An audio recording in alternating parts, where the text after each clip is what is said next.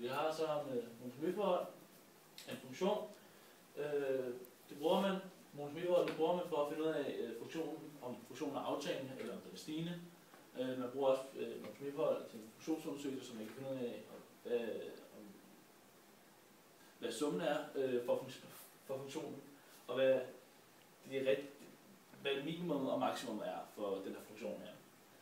Vi har en funktion her, og så har vi for eksempel en global eller en lokal maksimum her, fordi det er lige her, hvor det er allerstørst, hvor den lige er størst. Så har vi måske et sted langt heroppe af, som er et globalt maksimum, hvor selve hele den her, hvis man tager en lang spørger, hvor det er det globale maksimum, der hvor den er allerstørst.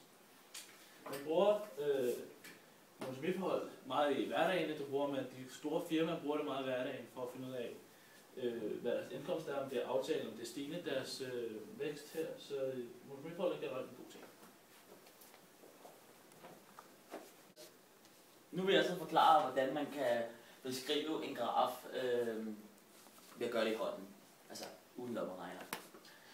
Man kan bestemme monotomiforhold for funktionen f af x er lig med en tredjedel x i tredje minus 2x i anden plus 3x minus 1.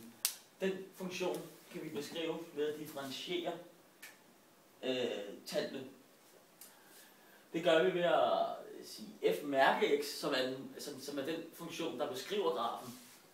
Og hvis vi differentierer funktionen f af x, får vi f mærke x er lig med x i anden minus 4x plus 3. Og her kan vi så finde de lokale ekstremaer ved at løse ligningen f mærke x 0 lig med 0.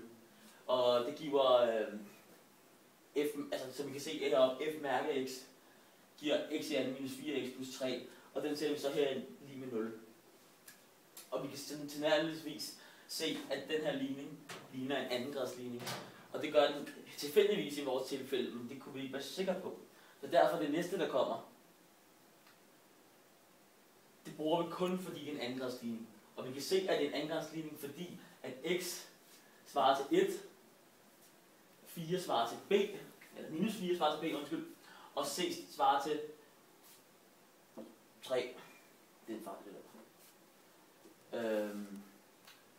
Og så kan vi så finde diskriminanten.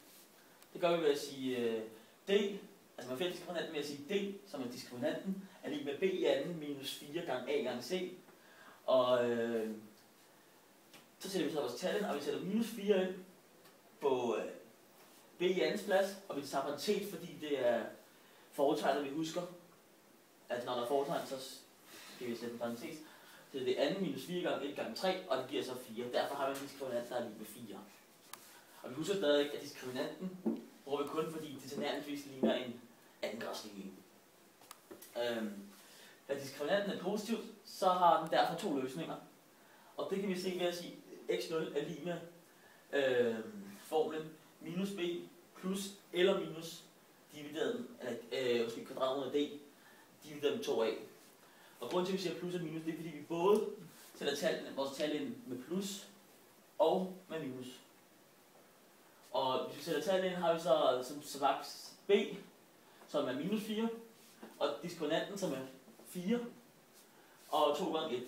Og hvis vi både tager det som plus og minus, så får vi to løsninger, der hedder 1 og 3. x er lige med 1 og 3. Nu er næste trin så at finde ud af, hvor på grafen kan du stoppe.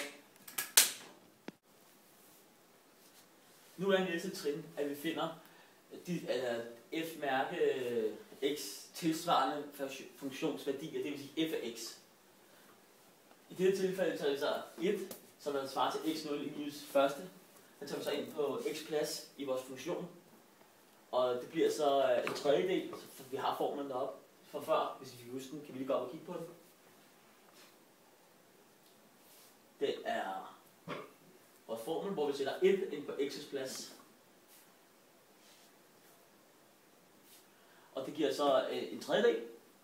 Og ligeledes tager vi 3 ind, og som sagt, så tager vi bare 3 ind på x's plads i funktionen f af x. Og det giver så minus 1. Vi kan nu indtegne løsningerne på en tallinje, som er med til at i sidste ende, der kan beskrive vores kurve, altså vores funktion f af x. Og som vi kan se, så har vi i f-mærke x0 og 0, det bliver så de lokale ekstreme. Hvis vi går nedad. Nu er næste trin simpelthen at undersøge, hvor vores funktion er voksende og aftagende. Og det kan vi se ved at sige, vi starter med at sige, vi tager 0, fordi vi har vores tal, der hedder x, der hedder 0, 1, 2, 3, 4, 5. Og da vi ved, at vores kurve har lokale ekstremer i 0 og 0, altså i 1 og 3, så vil det være en rigtig, rigtig god idé at finde ud af, det tilsvarende funktionsværdier i 0, 2 og 4. Og det kan vi så gøre ved at sige f-mærke 0, hvis du kan gå op igen. Så kan vi se den tilsvarende funktionsværdier her, ved at proppe 0 ind. Og det giver så 3. Og for 2, f-mærke 2 giver det 1, og f-mærke 4 giver det 11. Og som sagt, vi prøver bare tallene ind på x's plads. Nu kan vi så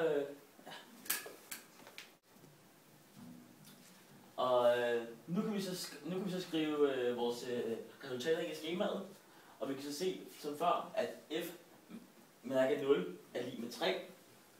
Derfor kan vi så sige, at 3 er et positivt tal, fordi der ikke er noget fortegn foran, og derfor kan vi have en indikation om, at den graf, vi prøver at beskrive, er stigende. Og derfor skriver vi plus, fordi den er stigende. Og lige nu prøver vi de andre tal ind, og minus 1, det er jo negativt. Derfor kan vi have en indikation om, at vores graf buer nedad, ligesom vi ser på billedet før. Og der skriver vi så minus, fordi minus det er negativt, derfor er det aftagende, vores graf er aftagende. Og her er det 11, det sætter vi så også ind. F-mærke 4, ja, og det giver så plus, fordi 11 det er et positivt tal, og derfor er det en stigende funktion. Og når vi laver det her, så er det vigtigt at komme til en konklusion. For eksempel så er det godt at kunne skrive sådan, vi kan se på skemaet, at funktionen har minimum i x0 er lig med 1, og maksimum i x0 lig med 3. Det er ikke globalt, det må vi endelig huske på, at det ikke er globalt maksimum, det er lokalt, fordi vores graf både stiger mere og aftager mere, så hvis vi kan se billedet.